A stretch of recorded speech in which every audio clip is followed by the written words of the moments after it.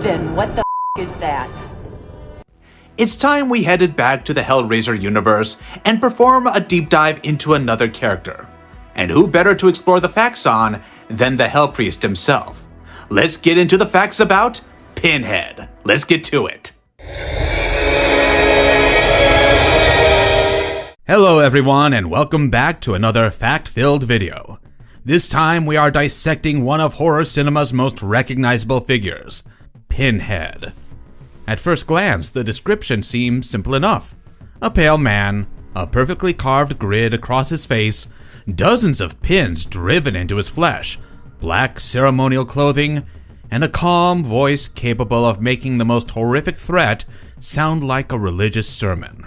But beneath that iconic appearance is a much more complicated character. Depending on which continuity you follow, Pinhead may be the transformed remains of a British soldier named Elliott Spencer, an unnamed androgynous Cenobite from Clive Barker's original novella, the ruling hell priest of a comic book mythology, or an entirely separate incarnation created for the 2022 film. That distinction matters, because the films, novels, comics, and reboot do not always follow the same anatomical rules. Some details are confirmed on screen, others come from Clive Barker's prose, and many popular claims about Pinhead's body are fan interpretations rather than established canon.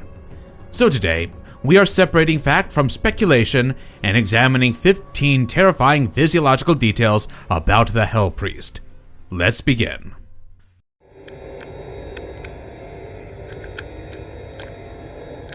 Pinhead was once human, but only in certain continuities. The best-known version of Pinhead was once a human named Captain Elliott Spencer. The origin was introduced in Hellbound Hellraiser 2 and expanded in Hellraiser 3 Hell on Earth. Spencer had served as a British Army officer during the First World War. The horror and meaninglessness of the conflict destroyed his faith in humanity and left him desperate to experience something beyond ordinary life. That search eventually led him to the Lament configuration.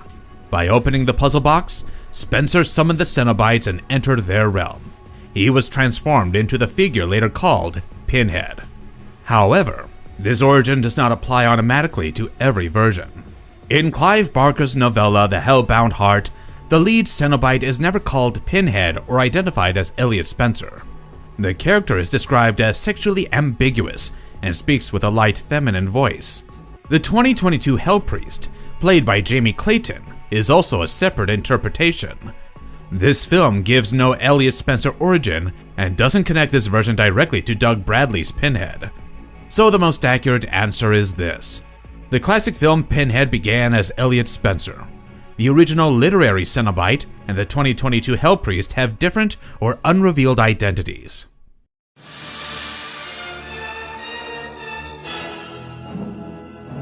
Shall we begin? His transformation was a supernatural reconstruction, not a normal mutation. Pinhead did not gradually evolve into a Cenobite through disease, genetic mutation, or ordinary surgery. His body was supernaturally reconstructed after entering the Cenobite's realm. The transformation involved ritual mutilation, extensive scarring, piercing, and the removal or rearrangement of ordinary human features. Yet the films never give us a detailed medical procedure showing exactly how Elliott Spencer became Pinhead. The transformation sequence, commonly described by fans as Spencer being torn apart and rebuilt, does not actually appear in film. Hellbound shows Kirsty learning that Pinhead and the other Cenobites were once human. The photograph of Spencer awakens his buried memories, but it does not present a complete flashback of the original conversion. What we can say is that the finished body no longer functions according to ordinary human biology. Pinhead can survive gunfire, deep wounds, supernatural attacks, and trauma that would kill a normal person instantly. He also appears unchanged across long periods of time. This suggests that becoming a Cenobite replaces ordinary biological processes with supernatural rules imposed by Hell, Leviathan, or the particular metaphysical system governing that continuity. His body still resembles a man, but it no longer behaves like one.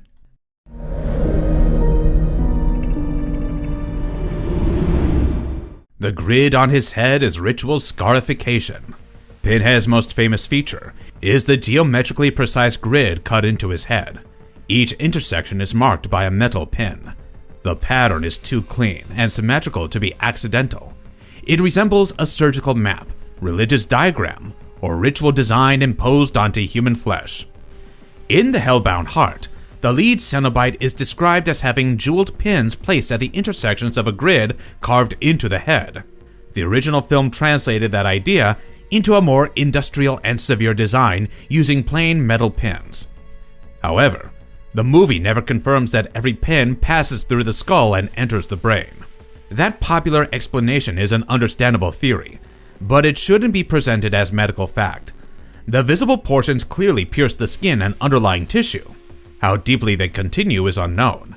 The importance of the pattern is primarily symbolic.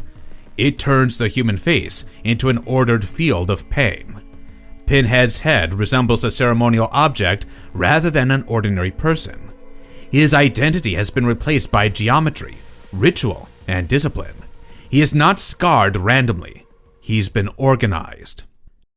We want the man who did this. The pins are not universally confirmed as the source of his power. One popular claim says the pins function like supernatural conductors that channel Leviathan's energy directly into Pinhead's brain. That is an interesting interpretation, but it is not a universal rule of the franchise. In the main film series, Pinhead does not lose power because an individual pin becomes damaged or removed. Nobody defeats him by simply pulling one out. The pins are part of his ritual transformation and identity, but the movies don't explain them as batteries, antennas, or magical processors. The Boom Studios comic continuity goes further. During the storyline in which Elliott Spencer attempts to surrender the role of Hell Priest to Kirsty Cotton, Kirsty removes his pins as part of the transformation ritual. Within that particular story, the nails are treated as being connected to his authority and power. Once removed, Spencer is able to return to human form while Kirsty takes his place as the new priestess of Hell. But that is one continuity. It doesn't mean removing the pins from Doug Bradley's film version or Jamie Clayton's 2022 version would produce the same result. So the pins are unquestionably important. The exact supernatural function changes depending on the story. Don't debate with me, girl! Just come here and die while you still have the option of doing it quickly! His pale flesh does not mean he is literally bloodless. Pinhead's skin is unnaturally pale. That makes him resemble a corpse, statue, or body drained of ordinary warmth. But describing him as completely bloodless is inaccurate. Across the franchise, Cenobites can bleed. They can be cut, injured, mutilated, and destroyed. In Hellbound, the original Cenobites are violently killed by Dr. Chenard after regaining their human memories. Their wounds show that they possess physical tissue rather than being empty shells. The pale appearance is better understood as part of the supernatural transformation. Pinhead is no longer sustained by normal circulation in the way an ordinary human is. His body may retain blood and flesh, but those materials exist under different rules. The open wounds do not close. The scarification does not fade. The piercings do not become infected, and his skin never returns to a healthy human color. The Cenobite body is maintained in a deliberately wounded condition. It doesn't heal because the mutilation is not damage that Hell once repaired. The wounds are the finished design.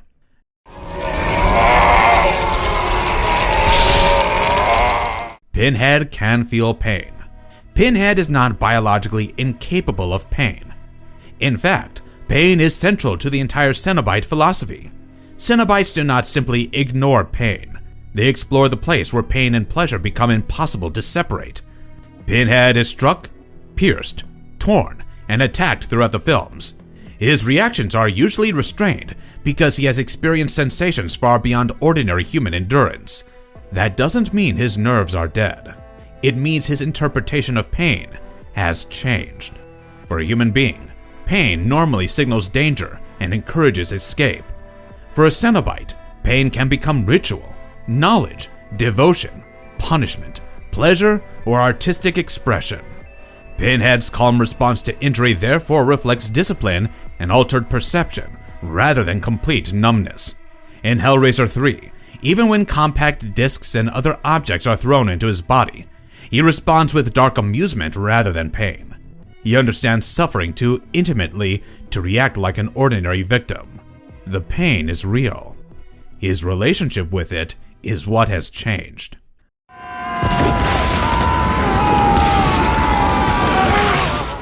World War I changed Spencer psychologically, not through confirmed biological conditioning. Elliott Spencer's experiences during the First World War were crucial to his transformation. According to Hellraiser 3, the war left him disgusted with humanity, faith, and ordinary existence. He had witnessed mechanized slaughter on an unprecedented scale. After surviving, he pursued increasingly extreme experiences until he eventually opened the Lament configuration. However, the franchise does not confirm that Spencer suffered specific conditions such as malnutrition, chronic insomnia, permanent nerve damage, or self-inflicted nails through his skull. Those additions are speculation. The confirmed transformation is psychological and spiritual. War destroyed Spencer's belief that normal life contained meaning. The puzzle box offered him a doorway into experiences beyond the human world. That makes his origin disturbing, because Leviathan did not necessarily choose a physically prepared superhuman. It found a disillusioned man who no longer believed ordinary morality or sensation had value. The battlefield did not literally turn him into Pinhead. It made him willing to ask for whatever existed beyond it. The box. You opened it. We came. His clothing is a ceremonial uniform in the original films. Doug Bradley's Pinhead wears black leather robes inspired by religious vestments, surgical clothing, and sadomasochistic fashion. The costume exposes sections of his chest while surrounding the body with structured leather panels. It looks as though clothing, flesh, and ritual restraint are almost merging. But in the original film continuity, it is still presented primarily as clothing.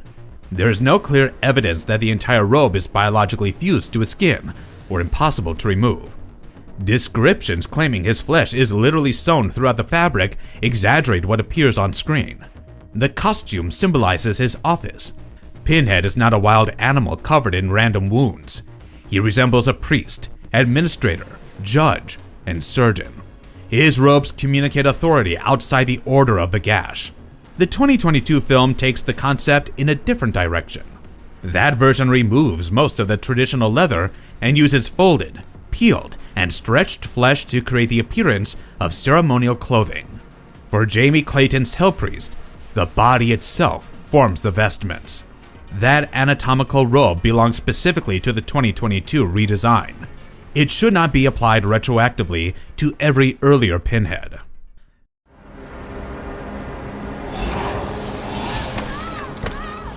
The chains are supernatural weapons, not confirmed organs. Pinhead's hooked chains are among his most dangerous abilities. He can summon them from unseen spaces, control their direction, alter their movement, and use them to restrain or tear apart victims. The chains respond to his gestures and will. This makes them appear almost like extensions of his nervous system. But they're not confirmed to be biological organs growing from his body. They are better described as supernatural instruments controlled through thought or magic. The chains belong to the Cenobite realm and can cross dimensional boundaries after the Lament configuration opens a gateway. Pinhead can direct them with extraordinary precision. They strike specific limbs. They suspend bodies. They tighten, retract, and reposition themselves without visible machinery. His control resembles telekinesis more than anatomy. The chains also do not always treat Pinhead as immune. He can be restrained or struck by supernatural forces under the right conditions. So they are not harmless extensions incapable of injuring their master. They're tools. Pinhead is simply one of Hell's most accomplished users.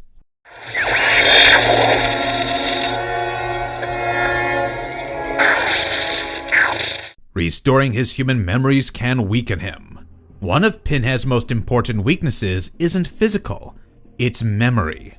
In Hellbound, Kirsty shows the Cenobites evidence of their former human identities. Pinhead sees a photograph of Elliott Spencer. The image awakens his buried humanity.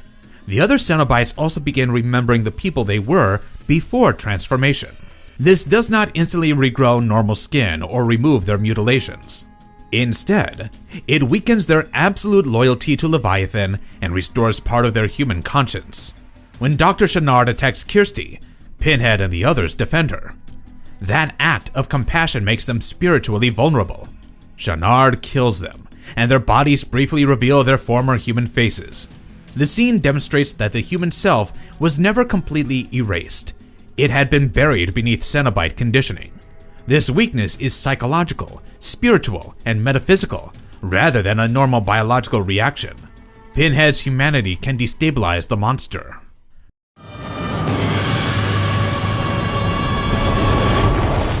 Hellraiser 3 separates Spencer's soul from Pinhead's unrestrained persona. After Pinhead's death in Hellbound, Hellraiser 3 introduces a complicated division. Elliott Spencer's human spirit exists in limbo, while a separate Pinhead persona emerges without Spencer's restraint. This freed version of Pinhead no longer follows the old Cenobite rules. He murders people indiscriminately, creates crude new Cenobites, and tries to spread hell across Earth. The film is not showing an ordinary body physically divided into two biological organisms. It presents a spiritual separation between Spencer's remaining humanity and the monstrous identity created by Hell. Reporter Joey Summerskill eventually reunites Spencer's spirit with Pinhead. Once merged, the restored Hell Priest regains enough restraint to be banished through the puzzle box. This proves that Pinhead's psychology depends partly on the presence of Elliott Spencer. Without Spencer, the creature becomes chaotic and uncontrolled. With Spencer, he remains terrifying but follows rules, bargains, and a particular code. Pinhead is durable, but he is not absolutely immortal. Pinhead survives attacks that would destroy a normal human. Gunfire usually does little. Blades and blunt force rarely stop him. He doesn't visibly age, and banishing him through the Lament configuration usually sends him back to hell rather than kill him. But he can be destroyed under certain conditions. In Hellbound, Dr. Channard kills Pinhead after his humanity returns. In Hellraiser Bloodline, Dr. Paul Merchant uses the completed Elysium configuration aboard a space station. The station folds into a massive geometric structure and traps Pinhead and the other Cenobites inside a field of perpetual light. The resulting energy destroys them and closes the gateway. The later direct-to-video sequels do not necessarily undo that death, because their events can be placed before the future set conclusion of Bloodline. Other continuities give Pinhead different endings. In the Scarlet Gospels, the Hell Priest's ambition ultimately brings him into conflict with Lucifer. In the Boom Studios comics, the title and powers of the Hell Priest can be transferred and restored through deals with Leviathan. So Pinhead is functionally ageless and extremely difficult to kill. He is not beyond every cosmic power or supernatural weapon.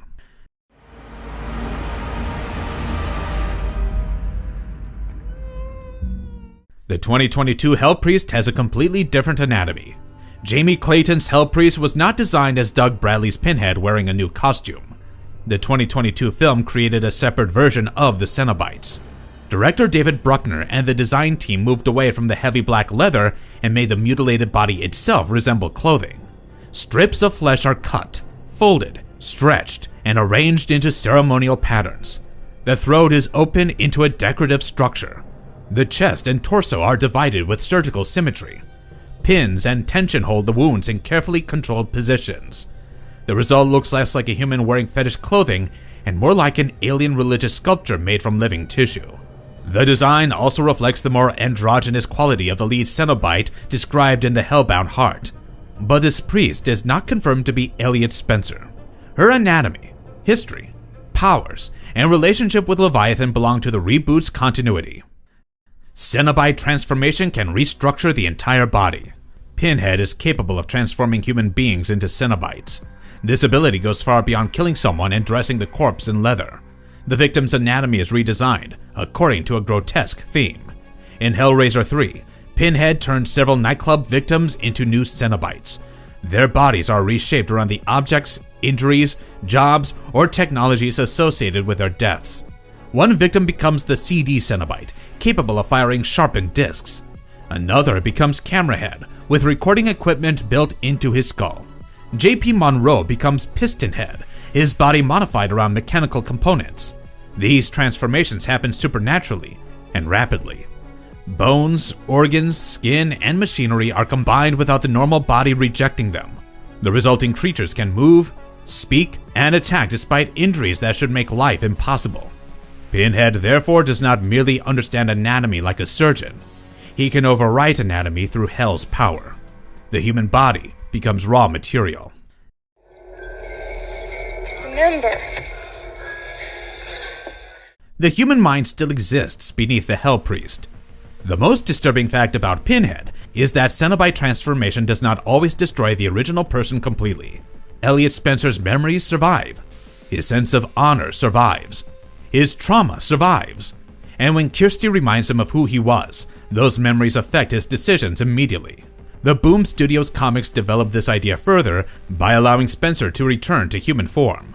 However, becoming human does not automatically make him innocent. Those stories reveal that Spencer remains ambitious, manipulative, and capable of choosing evil without Cenobite conditioning. That creates an important distinction. Pinhead is not simply a good man trapped inside a demon, nor is he only a monster wearing the remains of a man. He is a combination of human desire, trauma, choice, supernatural transformation, and institutional power. The human mind gives the Hell Priest intelligence, eloquence, ambition, and restraint. The Cenobite gives him power, endurance, and a new understanding of sensation.